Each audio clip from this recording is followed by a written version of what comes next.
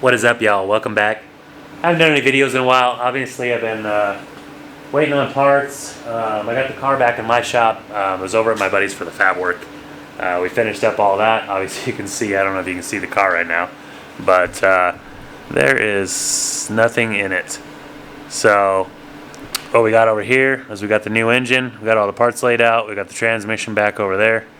But yeah, been waiting on parts. Some things have been, I guess, delayed. I just got the timing chain today. It was been on back order, hit the weather, all that kind of stuff. So I've been waiting on that so I could throw the motor together. But I got a lot done on the car. Got a lot of the things kind of knocked out. We'll kind of go look over them real quick right here. But yeah, let's go check it out. Gonna take a walk over here. Obviously, you guys seen it in the fab, the mock-up part. Kind of see here. I did get the regulator mounted, all the lines. Kind of see some of the flex fuel sensor. We got a turn line. We got a feed line. All my wiring's just kind of stuffed over there, so don't mind that. It's not going to look like that. We did get the Willwood proportioning valve put in. I had to build those lines. I'm not really super stoked about those. Had some braided lines made for the front brakes, and then that back line right there, you'll see, kind of goes over and goes down and tees in down there into a T for my back brakes. But yeah, got all that kind of buttoned up. Just kind of doing all the engine stuff before I can actually do all the engine bay stuff before I can throw the engine in. Kind of go back here. Might have to turn on the light real quick. Got my hood chilling. But got some of the parts back here. Got my shifter kind of chilling.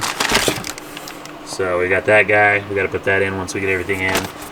We got the turbos and everything back here. Intake. Kind of see back there, I got all my wiring done for my fore system. Still got to tuck all those wires back. Got a controller back there. And we'll walk over to the other side of the car. We'll come over to this side. Gonna see our fuel pump is all mounted. We got the Ford triple pump in there. I wish I could show you guys, but somebody at one time, if you can tell, let's see if I can set this light. Set this, my phone. I don't know where my other light is, so yeah, we can kind of see down here. I don't know if you can see those wires. I don't know why they cut the harness all the way back there when they did the ZL1 pump, but straight retarded. So I got to clean that up. We got our lines. Obviously, they wouldn't fit in between here, and I didn't want to cut all that up, so I just put them through there, and then we'll go into the car and try to see if we can check out what's going on out there. So I'm gonna attempt to get under the car and show you guys how I ran my lines. But obviously I don't have it on a lift, and it's sitting on jack stands, and I'm kind of fat, so I'm gonna roll under there and see if I can show you what's up. Alright, so it's gonna be kind of shaky because I'm just trying to hold this up, but I got the wideband sensor there. I got both lines running back. Roll over here. We got the filter mounted right there. We got our brake lines kind of running underneath of it. I don't know if I quite like that, so I might change that up. Roll back here, and if you can see, I was able to use the stock cover underneath the car and kind of clean them all up and keep them kind of hidden under there. But then they go up and go up beside the tank and up to the pump that I just showed you. So yeah. So we got a lot of work to do. I just want to kind of give you guys an update. I'm going to try to obviously put this together. We got to bolt the bell housing onto the new Turbo 400 over there. That is so it's got a Pro Mod drum, everything. This is a stage 4.5 FTI if you're familiar with that. So there should be plenty to handle what we're doing. Like I said, we've got to bolt that on there. That's super simple. We just got to put the O-rings in here, make sure they stay in there. Probably put some grease or something on there, just a little bit to hold them in, because when we put it up, it wants to pop them out the back. So we'll get that done. I did end up getting a flex plate locally, which big shout out to Todd for that, but it wouldn't work because the holes weren't lining up. So we'll go back over here. We got a FTI converter here. I've got kind of just mocked up against the flex plate sitting here, but let's see if I can rock it up for you guys without knocking everything over. But yeah, we got that guy. We got the SFI plate. Ended up getting that plate from SMC Race Cars, so thank you guys. New oil pump. Injectors are here. I don't know why they're sitting here, but they're just sitting here. And then all the fittings for my oil pan, for my return and my feed. That'll go off the side of the block down off the pan. Got that. Head gasket, all the other gaskets, oil pan gasket. Still got some of my tools out from doing the brakes. Did that whalewood kit. And yeah, so I've got the lifters soaking in oil right now. Kind of go around here. And all my push rods that I pulled out, they're still good. These are just Texas Speed 7.4. We got this ICT billet valley cover. So in my last video, I had the other valley cover. I couldn't use that because obviously this one, if you look at it, it's got the cutout in the back, because this is a Gen 3 and my motor was a Gen 4. So we'll kind of look over here if I can show you with this plate still on here. You'll kind of notice that it drops down in the back here for a low pressure sensor. Another thing on mine, which some guys are lucky and they can end up with the right block, but in these motors, the knock sensors are usually in the valley, but on here, you got to go down, you got to drill out the bosses here for the knock sensor. You don't drill all the way through, you just drill them in so you can screw them in. So I have to fix that. And on this motor too, you'll notice that this hole right here isn't drilled, so I'll have to drill that for my alternator. So yeah, a little bit of work to do. Going over to the iron block. Yeah, so before we go any farther, I just wanted to thank for this converter I showed you earlier. We got that from Outlaw Race Engines. They're down in Phoenix, Arizona. Kind of see, it's one of the shirts he sent me, so thank you, Jason. Another thing, when I was doing the brakes, my buddy Brent, he's building the twin turbo Nova. He let me use a couple things when I was doing my brakes. I had to use this where I couldn't get the big guy over here from Eastwood. If you guys can get a hold of one of these, big shout out John, my buddy. He let me borrow this. Super sick, super easy to use. Got the dies for whatever size tubing you're using, and then it's a two-step depending on what kind of flare you're doing. You just bend the handle, goes in, super easy. So yeah, thanks John, and thanks Brett for letting me use that. Other than that, there's probably some stuff I'm missing, but I just wanted to thank those guys a lot. I wanted to thank Travis a lot for doing all the fab work. Obviously, I brought the car back here because it's easier to work on at my house. I can step out the door, work on it. It was really hard for me to get over to his house and still be a dad and things like that. So if you guys got kids, you understand. You only get a couple minutes here and there. You might be able to sneak out the back door and work on your car, and that's what I've been doing. So another thing, I mean, I showed you guys all the brakes, obviously, because I deleted the ABS, all that stuff that used to be up there, all the previous videos. And then my power wire, which usually runs up there, is now down there. I got to run everything off that. So for the alternator, starter, power wire over to the ECU, things like that. So yeah, so pretty excited to get all this stuff going. We are going to start working on this motor. Obviously, if you've seen this cover on here and you're going, oh man, that's on backwards, I'm not using that. That's actually the lift engine. So something my buddy Brent made. It's just bolted on there to move it around. And yeah, we'll get to installing the cam, installing the timing chain, installing the oil pump, which we have to shim, And then we'll move on to the heads and everything else, whatever we can get to. Alright guys, so what we're going to do is we're going to throw the cam in this thing. I've got some, a lot of people use assembly lube, things like that. One of my local engine builders and one of my buddies that I know recommended this. It's a molly, so it's an oil additive, Schaefer's, and you just add that in with some oil, cut it down. It's kind of thick, so it's not coming out. I probably didn't cut it down enough, but yeah, we're gonna get the cam all oiled up. I'm gonna slide that in there and kind of start the process. So that molly's like it's like a blue color, super thick, very sticky. So you can kind of see it's kind of spider webbing, but get all these lobes kind of oiled up.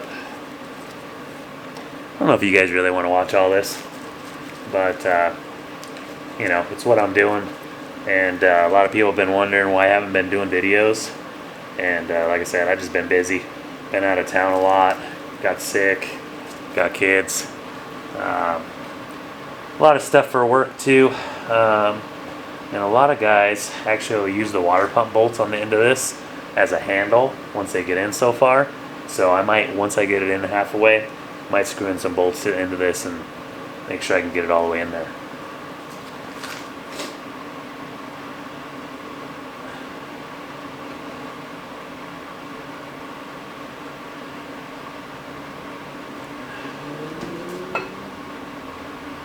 Try not to bang it up too much when you're putting it in there. Alright, so let's see if we can get one more in there to the journal. Alright, so got that in there. I'm going to change my gloves because this stuff is super sticky. Might work for some other things if you guys want to try it out. But yeah, I'm going to change these gloves out. Even though they're expensive, dude. How can you believe Raven gloves, dude? If you guys use these, they used to be $10.99, $9.99 a box, $29.99, dude. Insane. So get those. Get a new pair here. You got these long guys. So basically, what you'll do is you just grab a couple of these, a couple, 3. Thread these into the cam. Alright. So I don't have the back cover on, so it's not wanting to stop. It's wanting to go all the way through the motor. So I've got it on the engine stand, so I can't. I mean, I guess I could slide it on back there, but yeah, we got the cam in there. So move on to the next step. Make sure I throw these in here so we don't lose them. Always keep Ziploc bags. Makes everything easier. I'm going to grab my next thing. I think I got my plate somewhere. I might try to bolt that on the back so it's not going around. We're trying to put the cam on. We don't need it moving around on us. So, next step. What's up, y'all? Next morning. I had to go get some parts this morning because I went to go put the cam plate on and the rear plate on. And my cam plate, the little rubber seal on the cam plate was torn. And so I don't want to obviously reuse that. It was a nicer cam plate than what I'm going to be putting on it. I'll show you guys when I get back to the house. But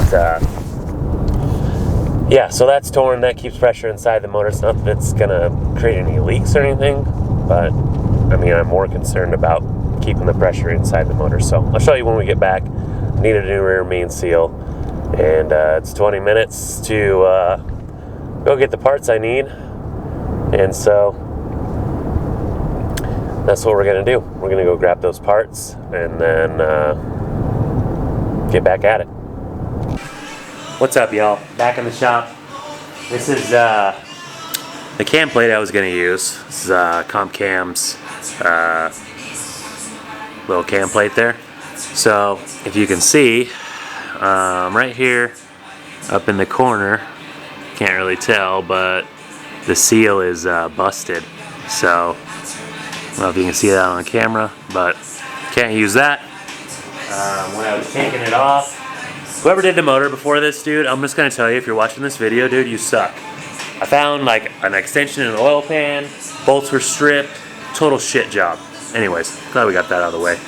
And then one of these bolts actually were stripped the hell out, so I had to use like a Torx to get it out. So kind of glad that, you know, the seal was gone, because I was able to go pick up a new one, a new cam plate. So we got this. This is a Fel Pro. It's a ES73115 with this. So obviously you get a new plate. You got all new bolts, Torx drive, and yeah. So we'll be able to put that on. I got you in the back of the motor right now because this is, like I was saying, like this is a Gen 3. So check this out. Dude, the whole thing has been a super learning experience for me, because obviously I was a Gen 4 taking this L76 out, and it's been nothing but a pain in the ass. If I'd have known all this beforehand, I probably would have been more prepared, you know, but then, you know, running into little issues here and there that I didn't know about, didn't know I was going to have. So, kind of wish I was warned about it beforehand. Motor fade off. So, I'm going to pick up the camera. I'm going to show you guys some shit right now. If you look at the old motor, I don't know if you can see, but you'll see like where the cam, not the cam, but knock sensor, my bad if I said cam, but knock sensors go on each side. Kind of see. This motor doesn't have those. Also, another thing I was talking about yesterday, this accessory hole, you got to drill that for the alternator. As you can see on this one, we're not even going to have any of these holes anymore. We only have this one. So, like this hole right here doesn't even exist in this block. So, we've got that. Obviously, I can still run the same, according to everything I've read at least, I can still run the same front cover, where the cam sensor's in the front. But when I went and got the cam plate and got the new seal for the back plate, I was doing everything, started looking, and I kind of knew this, but I didn't really realize I'd have to block it off, so there's a little hole right here. And so, if you pull this plate, let's see if I can work it up in there.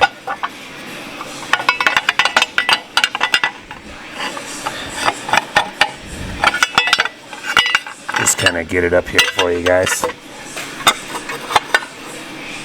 So we've got it there, right? Well, there's a hole right here that goes right down to the cam and goes all the way down. So obviously we would have a big ass oil leak there. So now I've got to wait another week to order some parts and order this LS camshaft position sensor delete plug from ICT Billet. So oh shit, dude, this has just been a fucking disaster from day one. But yeah, awesome, that's all I can say. But yeah, I'm just kind of pissed because everywhere I go, dude, I got some more shit I gotta do, more work, more money I gotta spend. And you know, just like, you know, you forget things anyways. The last part of the build is probably it's not the most expensive, but it's all the costs that you don't think of. So yeah, I mean, even the fact that I didn't have these gaskets, which I should have had, and I should have had that valley cover, I mean, that was another $80. You know, they just didn't count on spending. So try to map out your build the best you can. Try to figure out everything on paper, you know, so you're not kind of shocked by anything. But I guess hopefully by watching this, you know, you'll kind of know if you did go to an iron block and you went to this older version, the things you're going to be dealing with. So, alright guys, so I don't have the right Torx socket to put the cam plate on. But what we did do is busted this out. We still got to torque it down, so I got to take it off the stand to do that. And then we should have everything we need to get the heads put on there in that box over there. I did snap that together. I'll kind of throw that in here. We got the transmission. I'm just going to install the bell housing because I'm running out of time today, and then we'll bust out the engine in the next video. So should be pretty simple. Just kind of keeping you guys in the loop. I kind of made a little list over here. Kind of see. Oh yeah, a lot of shit to do. It's got all my torque specs, everything on there. But yeah, so we're gonna knock this out real quick. Should be pretty simple.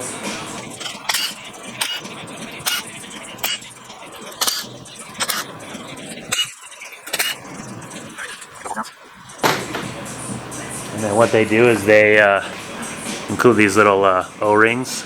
So we've got to put those in here. Wipe my hands off a little bit. Those all cleaned out.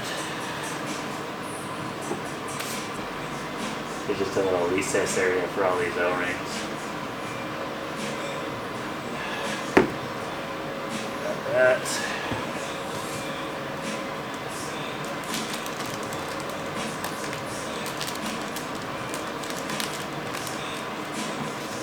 Kind of crazy. It's Easter, so happy Easter to y'all. Probably won't be the video out before then, but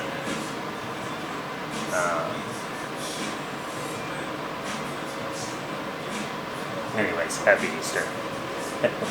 Also, one thing I forgot before I put these in, of course I put them all in there, and then I was like, oh shit, I forgot to put a little bit of Loctite on them. So now we got to redo them all. Alright, got all Loctite on them. 18 foot-pounds.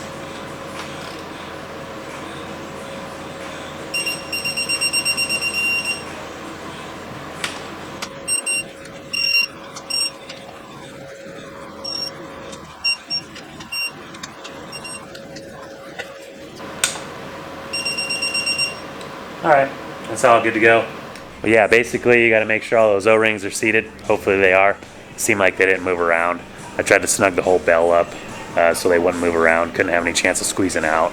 And then ran the bolts in. Of course I forgot Loctite, so I had to pull each of them out one by one, put Loctite on them, torque them to 18 foot-pounds, and should be good to go.